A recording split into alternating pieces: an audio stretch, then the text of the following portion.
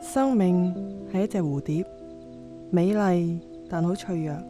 我哋不斷追求自己嘅目標、希望同夢想。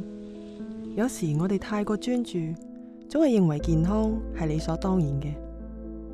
例如 Karen， 佢先至34歲，啱啱訂婚，係一位前途無限嘅基金經理。佢嘅未來本來係光明美好嘅。2011年，Karen 被證實患上末期子宮頸癌，呢個對 Karen 同佢嘅家人嚟講都係意外嘅打擊。佢勇敢地同病魔抗爭咗接近1年，佢好樂觀，不斷咁尋找最好嘅治療。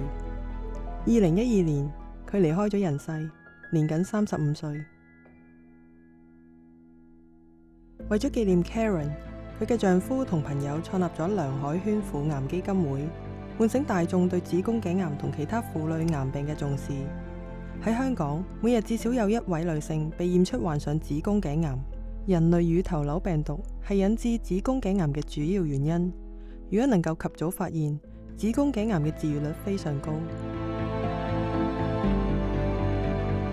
喺同其他慈善組織嘅合作底下，梁海軒婦癌基金會為符合條件嘅女性提供免費 HPV 篩查。